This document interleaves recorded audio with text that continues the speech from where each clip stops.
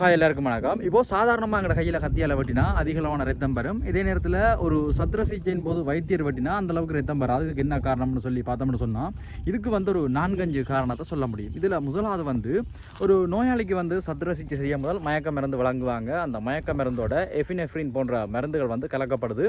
இந்த எஃபினெஃப்ரின் என்ன செய்யணும்னு சொன்னால் ரத்த நாளங்களை சுருங்க செய்யுது. இதால் அங்கே வார ரத்தத்தின் அளவு அப்படின்றது வெகுவாக குறைக்கப்படுது. அடுத்தது டூர்னிக்கெட் சொன்னால் சில முக்கியமான பெரிய இரத்த நாளங்கள் இருக்கிற இடத்துல அதுக்கு மேலே அந்த கையோ கால அந்த உடல் உறுப்புக்கு மேலே இந்த டூர்னிக்கெட்டெல்லாம் கட்டி விட்டுருவாங்க. இந்த டூர்னிக்கெட்டை பயன்படுத்தி கட்டுறதால அங்கே வர ரத்தத்தின் அளவு அப்படின்றது குறைக்கப்படுது. அடுத்தது கத்தி. இப்போ சாதாரணமாக நாங்கள் வெட்டுற கத்தியை வைத்தியர்கள் பயன்படுத்துறதில்ல. வைத்தியர்கள் சத்திர சிகிச்சைக்காக சில மின்சார கத்திகளை பயன்படுத்துகிறாங்க. இந்த மின்சார கத்திகள் என்ன செய்யணும்னு சொன்னால் அந்த இடத்துல வெட்டுறது மட்டும் இல்லாமல் அந்த இடத்துல இருக்கிற மிக சின்ன சின்ன இரத்த நாளங்களை அப்படியே கருக செய்து மூட வைக்குது, அப்படியே சுருங்க வைக்குது.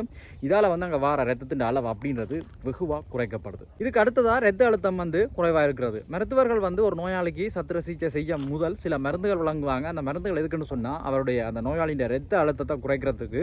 அப்போது சத்திர சிகிச்சையின் போது ரத்த அழுத்தம் குறைவாக இருந்தால் என்ன நடக்கும்னு சொன்னால் அங்கே வார ரத்தம் பீரிட்டு கொண்டு வராது, மிக மெதுவாக வரும். இதால் ரத்தம் சத்திர சிகிச்சையின் போது பெரிதாக வராது. இதுக்கு அடுத்ததாக ஹீமோஸ்டிக் ஏஜென்ட் சொல்லுவோம். இந்த ஹீமோஸ்டிக் ஏஜென்ட் என்னன்னு சொன்னால் இப்போ சாதாரணமாக எங்கள் கையில் கத்தியால் வெட்டினா ரத்தம் பெறும். ஆனால் சில நிமிடங்களுக்கு பிறகு இயற்கையாகவே அந்த ரத்தம் உறைஞ்சிரும். இது கொஞ்சம் நேரம் பிடிக்கும். இதே நேரத்தில் வைத்தியர்கள் என்ன செய்வாங்கன்னு சொன்னால் அந்த வார ரத்தத்தை செயற்கையாக உறைய வைக்கிறதுக்கு சில திரவங்களை பயன்படுத்துவாங்க.